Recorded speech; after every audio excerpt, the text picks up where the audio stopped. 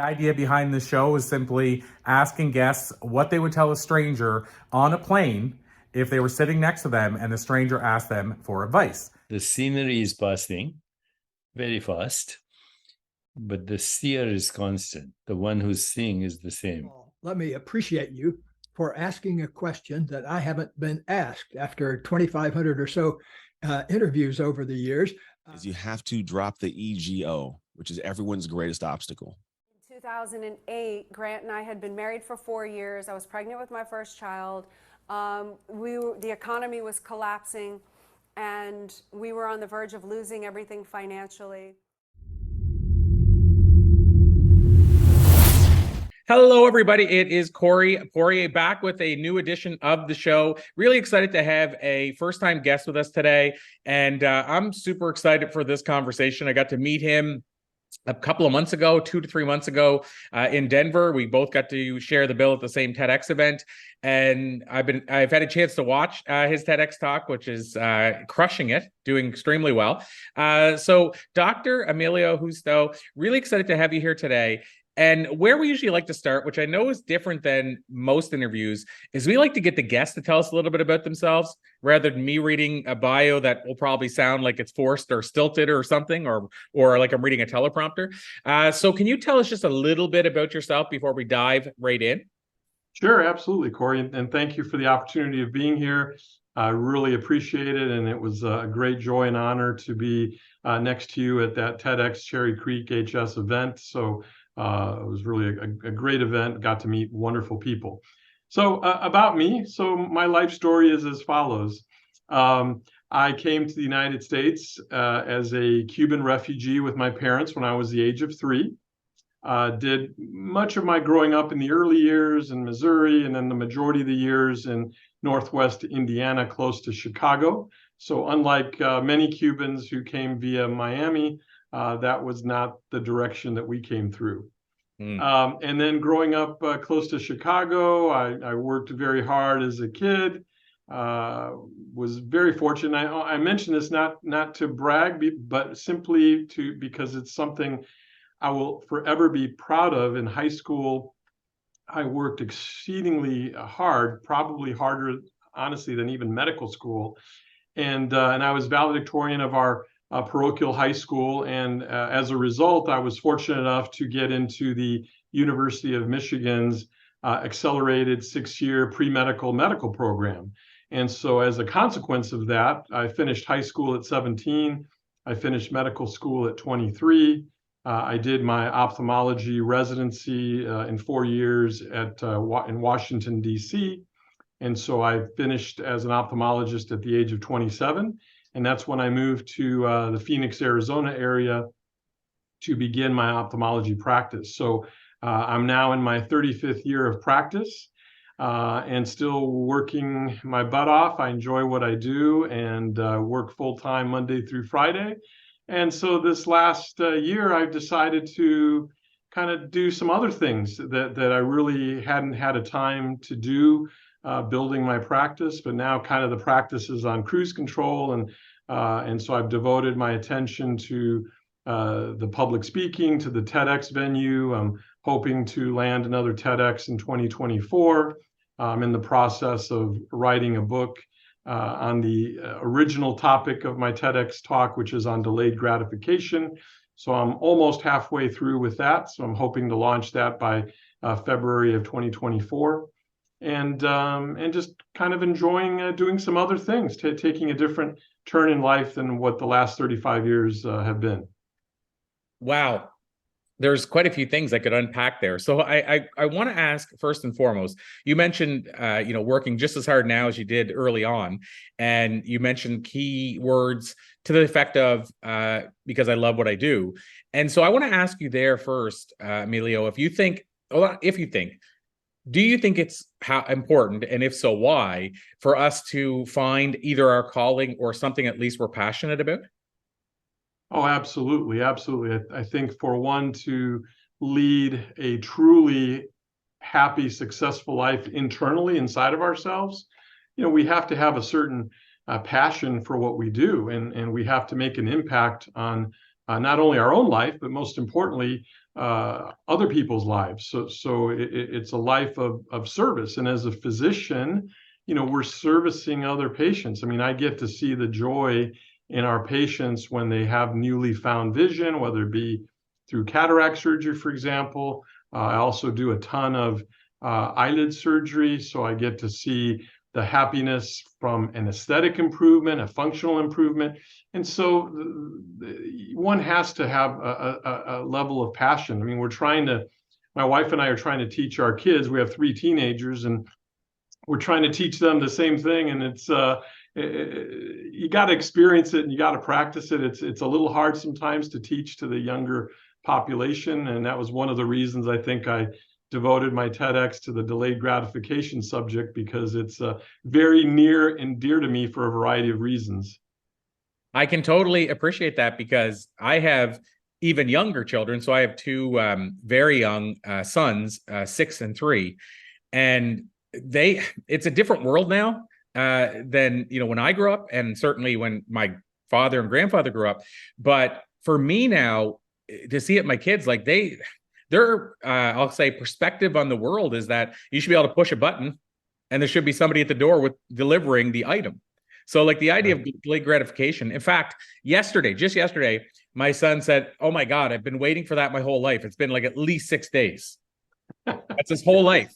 And so for him, but everything is on demand, basically, right? Like if he wants to watch a video, he pushes a button and that video comes up. He doesn't understand if the video somehow gets pressed off, why he can't find it again immediately. Like he thinks he should be able to say, "Find me video I just watched."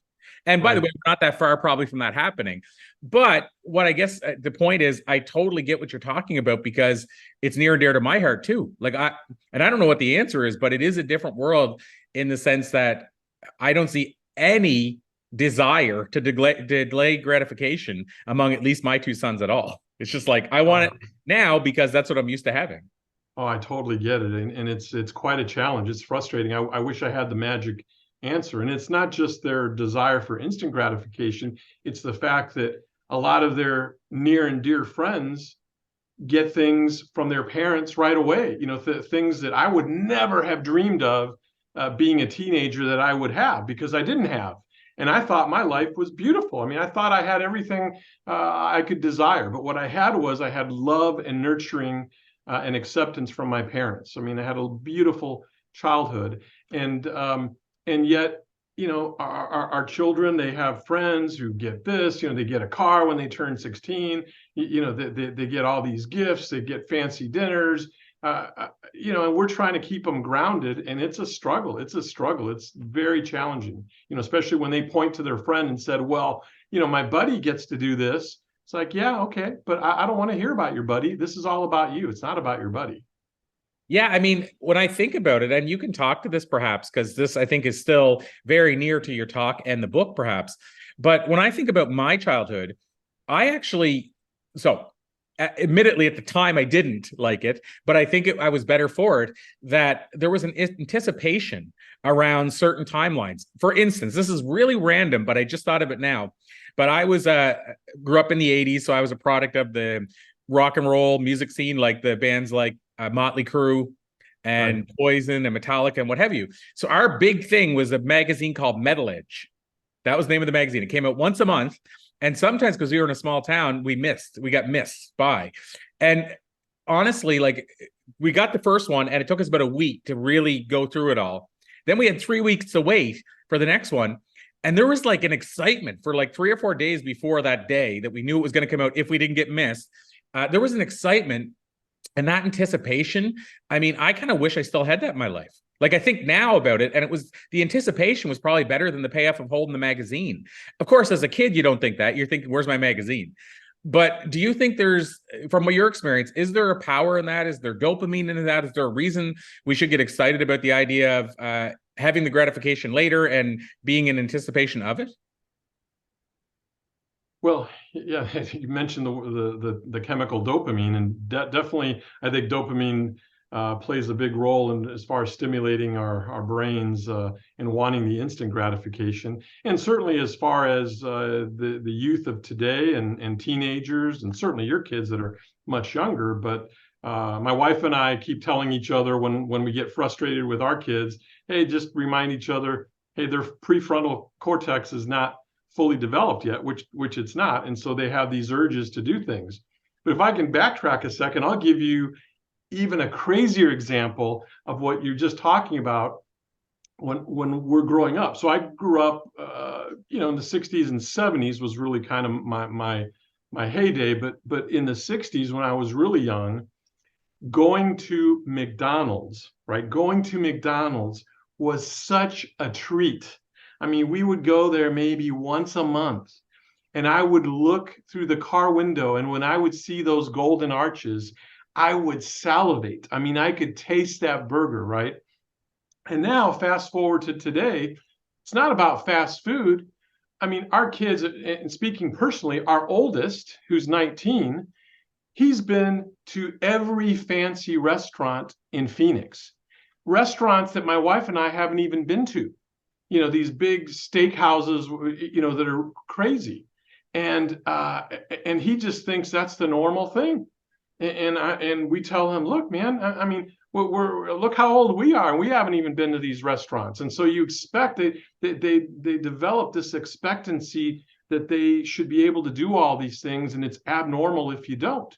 And I'll say to them, look, you don't know how blessed you are and how fortunate you are that you're experiencing these things, because you're living a privileged life, my friend. If you look at my staff members here in the office, all of which have kids, I can guarantee you that 99% of them, their kids don't have cars as teenagers. Their kids don't go to fancy restaurants and don't have that opportunity. Yet you somehow have been granted this opportunity, not so much by us, because I don't pay for him to go to a fancy steakhouse, but the parents of his buddy will take them to a fancy steakhouse. And so he gets to go along for the ride. And so, so it's just a completely different era. And so it's a challenge, man. It's a challenge. I don't know. I don't know if I could counsel parents on how to manage those things, because it's a difficult challenge. Well, and I think to your point about his buddy's parents are the ones taking him, here's where it gets even to be a bigger challenge, probably, is you would almost have to manage the person that's taking the kids to the place, but they're going to say, mind your business. I'm spending my money. That's right. I'm going to spend my money on my child. What does that matter to you? And so I don't mean, like, for example, that your child's going with them, but if you tried to stop people in general that are bringing kids to those places, they're going to say, hey, I worked hard for this, and my kids should be able to enjoy this if I want them to. So the challenge is, like you said, it's probably not, it doesn't help a whole lot, or I shouldn't say it doesn't help, but it's certainly hard to manage the parent who doesn't have the money to do those things and simply has their kid saying, well, my buddy Billy goes. But at the same time, you can't really go to Billy's parents and say, don't do this, because again, they're going to say, well, this is my life. So like I said, it's hard, I think, because it's not the same person that, has taken them as the person who is saying, how do I deal with this when my kids say I should take them? Like, it's two separate sets of people. But yeah, we're going to experience that as we get older, and meaning like my wife and I. And I will say, we're in the middle, because we probably are a part of it too. Like, meaning we want to go experience stuff, so we take him with us. But that means he's getting to experience stuff his buddies aren't and friends aren't. And then where do you make that balance? Because we still want to do it, but we don't. And then we feel guilty. We're like, you can't come on any of these things.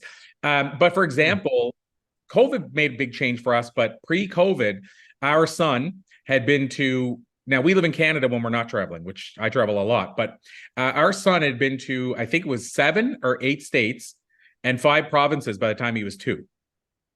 Right. So, but again, it's funny. It's because it's not like we want to take him to Hawaii. It's like, I got a booking to go speak in Hawaii. It paid for the trip. We said, let's take the family. But it's still encouraging this idea that he can experience stuff. At 2, he could go to his friend. He could barely talk. But at 2, he could go to his friends in school and say, oh, I just got back from Hawaii. Last week I was in New York.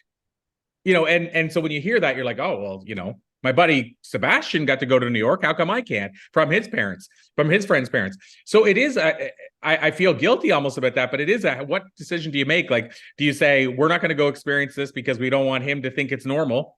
And at the same time, we're like, we worked hard, so we want to experience it, me and my wife. And so there's like a whole bunch of layers, I think, to it. Man, Corey, you hit it right on the head. I cannot agree with you. I mean, I empathize with what you're saying so much because, for example, in our life, you know, as I got a little bit older, you know, about the age of 50-ish, right? So I've been in practice now a little over 20 years, and finally got to the point where I had become somewhat what I would consider, what the world might consider, successful. And I thought, gosh, you know, maybe it's time to do a little bit more traveling. I mean, I had done a little bit of traveling in my single days out of the country, but now we're a family. And so, you know, from the kids being, I mean, not even all of our kids were born yet, but being little toddlers all the way to now teenagers in the last decade, I mean, we've traveled the world, and so these kids have been on multiple continents. You know, they've been not only to almost every country in Western Europe. They've been to Australia. They've been to Dubai. They've been to the Maldives Islands. I mean, we go on these crazy trips, and it's not because I want to spoil them. It's because I want to spoil me. You know, right. I mean, I've lived my life of delayed gratification, and now I've gotten to a point where I want some gratification because I've worked my ass off for all these years. But yet, you know, you're a parent, and so you got to take them along. You're not going to go halfway across the world and leave your kids at home alone.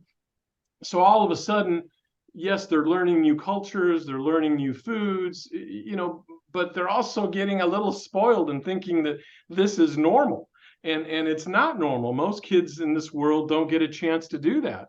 I mean, the same thing as it relates to is a simple subject like cars, right? Our 19-year-old has become just, he knows more about cars than any adult practically on the planet. It's just ridiculous. And it all started because at around the age of 50, 52, I jokingly said to my wife, I mean, check this out. I mean, this story, no one would ever believe it's true. But I have such a loving, supportive wife that one day, I don't know, I get home and I say, hey, honey, you know, let's go shop for a Bentley this weekend. Just jokingly, right? At no time was I being serious about it. And she paused and she looked at me and she said, you know, I think we should. And I kind of was like, what? And she goes, I think we should. You know, you have busted your butt working 12 hours a day, 5 days a week for so long. I think you deserve to give yourself something special. And I kind of said, well, okay. We went out. Next thing I know, you know, we have this Bentley sedan. And it became almost an addiction because we really enjoyed it. And so here it is 10, 11 years later, and we've gone, and again, please understand, I'm not saying this from a bragging standpoint. I'm simply trying to put it in context that we've gone through Bentleys. We currently have 2 Rolls Royces. We've had Lamborghinis, Ferraris, you name it. And now our oldest thinks that somehow he's going to graduate college and he's going to have, I mean, his goal is he wants to have a Lamborghini Urus, which we had previously. And I said, are you screwed up in the head? I mean, do you think you're going to have, you know, car worth hundreds of thousands of dollars out of college? I mean, it took me a lifetime of discipline and hard work to achieve that. And you think you're going to have that? And it's just crazy. I mean, it's skewed their minds. I mean, I feel bad. I feel guilty because I feel like I've somehow screwed them over. You know, I've screwed them up their mental faculties. But, you know, at the same time, my instant gratification now, which isn't so instant, right? It's taken me, you know, 60 years of being on this earth, that I feel like I want to have some of these splurges, you know, because I mean, I don't know. I mean, I could be gone tomorrow. I could be hit by a bus tomorrow or have a heart attack. I want to have a certain enjoyment of material things, even though obviously material things are not what provides the inner happiness. But let's face it, you know, it always helps, right? Having 100%. A little material thing helps. 100%. And I will say, you know, to your point, our son, now I don't know if his thinking is even somewhat more practical, perhaps, than some, in the sense that what he wants, because he plans to start early, or if it's just skewed. But he's been begging us for 2 years now to start his own YouTube channel. So he's 6 now. And so my wife thought, okay, well, by 7, he'll have it out of his system. So she told him a few years ago at 7, he's not got it out of his system at all. But he watches these YouTubers and they have houses and cars and they're like 18. So he says, like, his thing is, I'm going to have he's all about blue. So he's going to have a blue truck, a blue Lamborghini, a blue house, and a blue spaceship. And to your point, like for me, my kind of guilty pleasure, because I don't drink, I don't smoke, I don't do any drugs. So my one guilty pleasure, I bought a Mercedes, and that became my kind of car. And so he added that to it only because his dad has one. But those are his 5. But my wife and I jokingly say he'll probably achieve it because he's like already talking to his brother about how he works for him and he's counting out their money and stuff. And he has like a wallet that he has like, I don't know, $200 in that he's saved on his own from different things we've done for him. So he might actually get it. But the thing is, he's starting at 6 and he's planning to work for it on YouTube if we let him have the channel. But my point is, his mindset is, and by the way, it's a real, what would we call it? A real possibility now that you can become a YouTuber and actually make money. Now, I don't mean it's easy or the majority, like obviously we know it's less than 0.01%, but because they're so famous, kids think, oh, everybody can do that. It's very minimal, but what I'm getting at is it is possible. So now, because that's a viable career option, he thinks he's going to be a YouTuber. Now, the only thing I'll say is we don't know if we're going to let him, but if we do, we want to make it structured so that he understands the aspects of it. So in other words, if you get this many views, you get this much money, but this goes into account, and like teach him about money in the process. That's right. But it is amazing to me how he automatically now at 6, because I didn't think that way when I was a kid. I thought I wanted to be a rock star, but I didn't think I want to own this type of house. I want to own this type of car. But he knows like the brands, and the Lamborghini came in because there's this kid named Steven Scher or something, and his net worth's like 25 million from YouTube, and he owns like 3 Lamborghinis, but he calls them Scheraghinis. Anyway, so my son's like, I want to go to, and he knows where he lives and everything, because they say on YouTube where they live in their streets. And my kid's intuitive. So he's like, I want to go to Steven, and he lists the street name. He goes, I want to go visit Ryan from Ryan's Toy World. And then I want to go to Arizona, and he listed the city, and then and then Hawaii to visit the Spy Ninjas and whatever the other crew's called, Kids Fun Zone or something. But like he knows where they all live. He plans to meet them. He's got his plan for money. But there's not a whole lot of, even though I say all that stuff, there's not a whole lot of delayed gratification, because he's trying to get other instant stuff until he's 7 to get the YouTube channel. But it's fascinating to me, to your point about how there's a different mentality about waiting 40 years to achieve something and get something versus I want it tomorrow. And if you don't give it to me tomorrow, I'll try to find another way to get it tomorrow. So I guess the full circle on that is, what is your suggestion?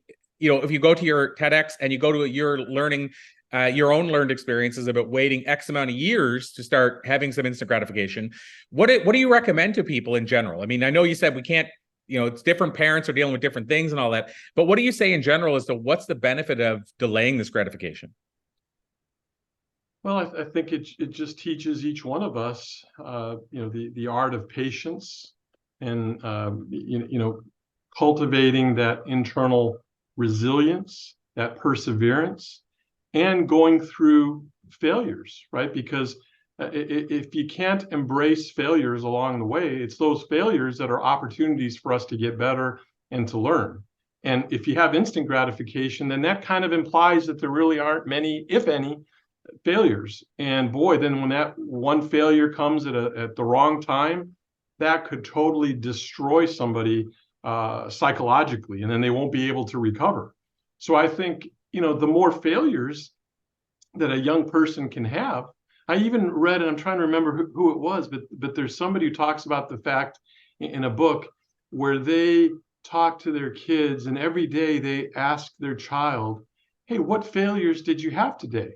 And if they didn't have a failure that they can talk about, then that in and of itself was a failure in a sense, because the more roadblocks and challenges, then you develop this inner sense of perseverance, of grit, of resilience.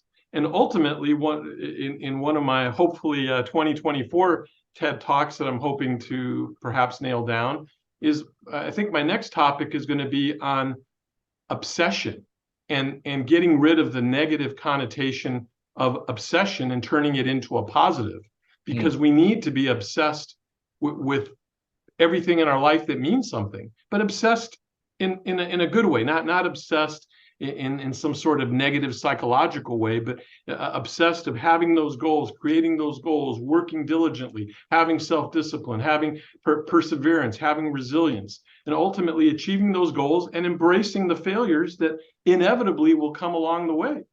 So if one follows those steps, I think that you can achieve that gratification actually faster, and it will mean something much more.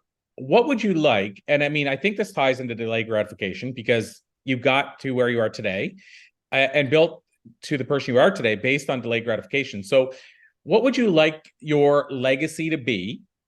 And do you think delayed gratification has a part in that? Yeah, great question. So what would be my legacy? I think my legacy is that I've lived my life true to myself, true to others. I've tried to be of service to my patients. I've tried to be a good father and a good husband. Have I been perfect along the way? Absolutely not. I mean, there's errors I've made and wish I could do things differently, but I've always done my best to do the right thing. I've never tried to screw somebody over. So the fact that I've followed the path, and in my case, it's a path. I'm a follower of Jesus and Christianity, and I respect all religions. But I've tried to do the right thing and be the good person that hopefully I think I am, and hopefully after I'm gone, I'll be proven to be correct, I hope. And has delayed gratification helped me along the way? Absolutely. I mean, it's part of my lifelong existence, which is why I selected that topic. Originally, that TEDx that we met at, Corey, what I wanted to write on was my personal triad of success, which is self-discipline, perseverance and resilience, and delayed gratification. That has been, and to this day is, my triad. But then in getting closer to coming up with the talk, it became apparent that it was just way too much to talk about those three different things in 12 minutes. So I narrowed it down to just delayed gratification, because I felt that was the most apropos in my life. And I think because of our children, my wife tells me to this day that she feels I selected that topic subconsciously because of the obstacles, if you will, the challenges, I should say, the challenges that we've faced in raising our teenagers. So it's just near and dear to my heart. I'm passionate about it. I know it's a very difficult thing to teach. It's a very difficult thing to embody in today's instant gratification culture. But that doesn't mean I'm going to stop trying. So here we are. That's amazing. Well, the last question, like I said, it's the unofficial question, but it's still perhaps one of the most important. Somebody's been listening to this interview. They've learned a lot from you. They want to explore this further. They want to watch the TED Talk, whatever that looks like. Where would you send them? Like, is there one hub, or would you send them multiple places, or where would they go? Great question. I'm actually looking at my phone because I just set up an 877 number. Actually, I do have my personal website, which is different from my practice website, which I just set up after the TEDx talk. And that website is Dr. with a DR, DrEmilioJusto.com. That's spelled DrEmilioJusto.com. So that's my website.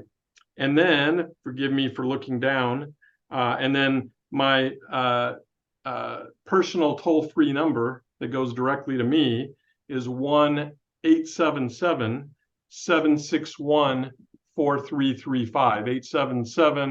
877-761-4335.